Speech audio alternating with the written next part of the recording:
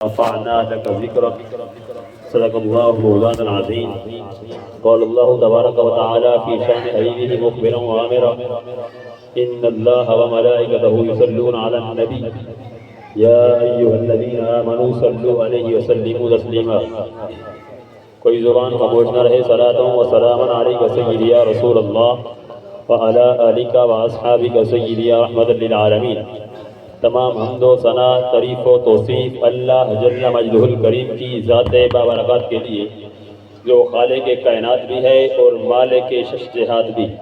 اللہ جل وعلا کی حمد و ثنا کے بعد حضور نبی اکرم شفیع امم رسول محتشم نبی مکرم اللہ کے پیارے امت کے سہارے حضور ختمی المرتبت حضرت محمد مصطفیٰ صلی اللہ علیہ وسلم کے حضور ناز میں اپنی عقیدتوں ارادتوں اور محبتوں کا خراج تحسین پیش کرنے کے بعد عالی مرتبت محتشم سامعین ذی وقار اساتذہ و علماء کرام بالخصوص استاد العلماء سند المدرسین حضرت علامہ مولانا مفتی اعظم پاکستان مفتی محمد احمد سعیدی صاحب زیدہ شرفہ، آپ کی دعاؤں کا صدقہ اور ابا جی قبلہ الحاج قاری محمد اقبال احمد سعیدی صاحب انہی کے زیر نگرانی میں 5 منٹ کے اندر اپنے سبق کو سنا کر اجازت چاہتا ہوں.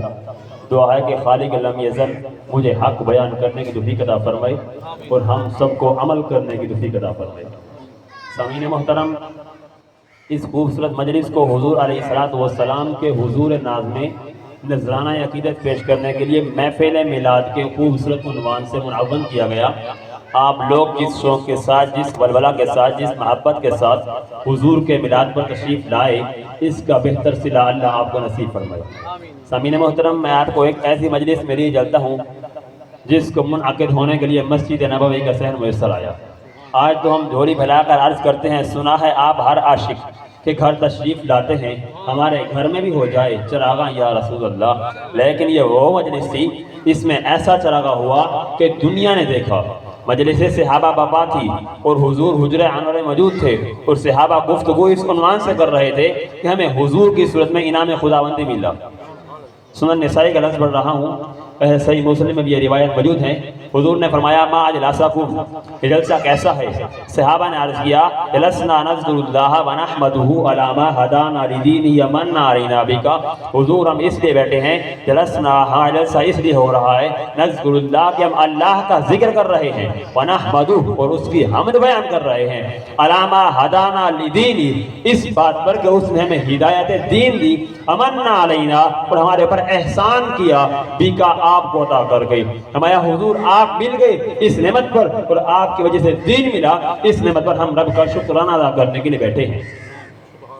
اگر یہاں پر حضرت حسان بن ثابت رضی اللہ تعالیٰ عنہ کی الگ سے بولی سننا چاہو تو ان کے لفظوں کی ترتیب یہ ہے، من علینا ربنا اذ بعث فینا محمدا، ہمارے رب نے ہمارے اوپر احسان کیا کہ ہمیں محمد عربی عطا کر دیے.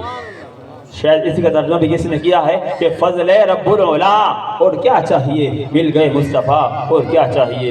صحابہ نے عرض کیا جلسنا نذکر اللہ ونحمدہ علی ما ہدانا لدینہ من علینا بکا. حضور ہم اس لیے بیٹھے ہیں کہ آپ کی آمد کی خوشیاں منا رہے ہیں. سامعین محترم، بات تو سادہ سی ہے. کوئی آپ سے پوچھے کیوں بیٹھے ہو، آپ کہیں کہ محفل میلاد میں تو بات ختم ہو جائے گی. لیکن حضور نے پوچھا اے صحابہ قسم دے سکتے ہو میری آمد کی خوشیاں منا رہے ہو؟ انہوں نے کہا جی حضور ہم حال اٹھاتے ہیں. حضور نے باقاعدہ ان سے قسم لی، صحابہ کرام نے باقاعدہ قسم دی. جب قسم لے لی پھر ان کے چہروں پر حیرت کو دور کرنے کے لیے فرمایا اے صحابہ تم یہاں بیٹھے تھے، میں حجرے میں تھا، آتانی جبریل علیہ السلام میرے پاس جبریل امین حاضر خدمت ہوئے، فاخبرنی ان اللہ عز و جل یباہی بکم الملائکہ.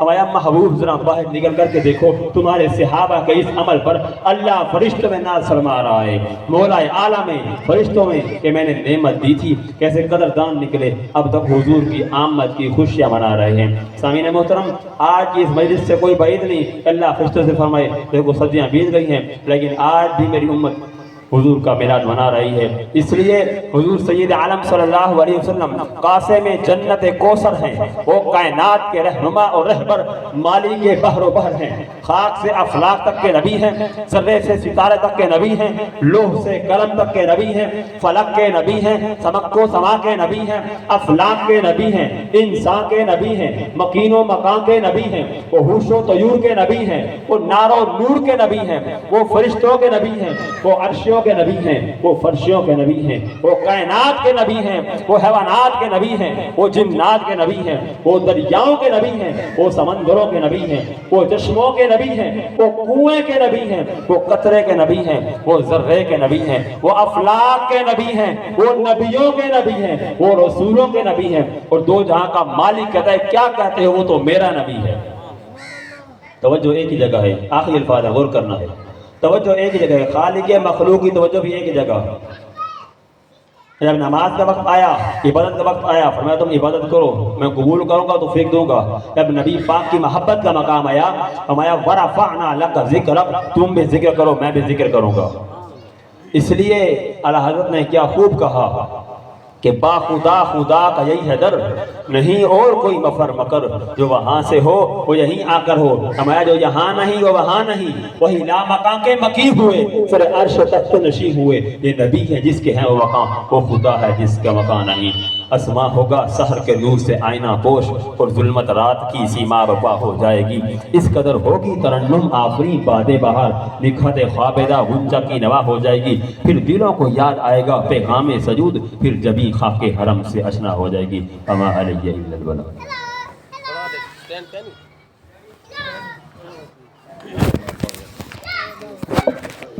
درود سارے حضرات کیوں گھر وچ رحمت وسدی ہے